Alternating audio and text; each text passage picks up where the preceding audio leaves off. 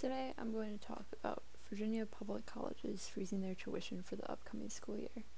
This has been pretty big news lately, and tuition is supposed to remain flat. But,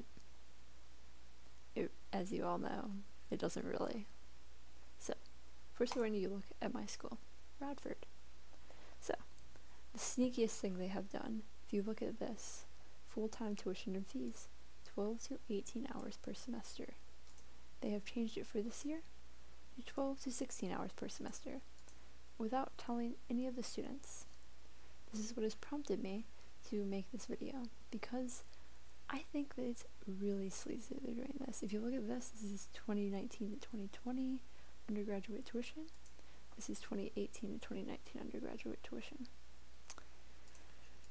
Those 2 extra credit hours really are a big difference, and I think that it's important because if you look down here, so you have the part-time tuition and fees, and if you are taking more than the 16, you're going to have to, it's this one, if you're taking more than 16, you're going to have to pay an extra $472 per semester. And they didn't freeze this, because if you look over here, it was less over here. It's not a very big difference, but it's, I mean, the actual tuition is frozen, but that doesn't mean the amount you're paying is frozen.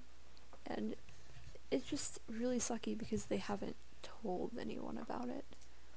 And other colleges are also doing this too, not just mine. I was looking at other ones in Virginia, and if you look at George Mason, they were 12 to 16 credit hours last semester, and this semester they are 12 to 15.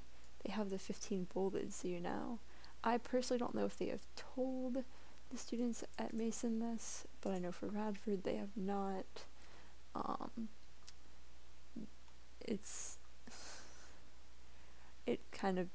lot of people have been telling each other about it, but it's something that I feel like should have been told before people signed up for classes.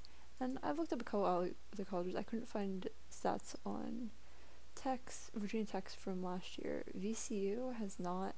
The only thing I could find is that they haven't changed the credit hours. There's 12 to 18, which it was 12 to 18 before. I can't say anything about their fees because I couldn't find anything about their fees for last year. It's really hard to find this stuff because people don't really put it on the Wayback Machine, and if they're not like Radford has all of their old ones on there, same with Mason, but some other ones don't. I thought about looking up a couple other, but I feel like it wasn't worth it. But it's been all over the news how it's a good thing for students and stuff. In Virginia, students shadowed more than half the burden of tuition costs, despite efforts for many years for the state to cover at least 2/3 of the cost. We haven't met this in a very long time. Many people are hoping to, it's been such a big news story all over the news in Virginia, and the colleges aren't actually keeping tuition the same. They're keeping the tuition the same, but that doesn't mean they aren't screwing over the students in doing so. I'd rather the tuition have risen than to do this, because having the less credit hours means less people are going to want to take that extra class, and I think it's important for people to learn as much about stuff as they want to. And maybe you wouldn't have taken an extra class if you're only 16, if 16's the amount, and you might not find something that you really enjoy. So yeah, that's just my little thought for the day. Have a good one.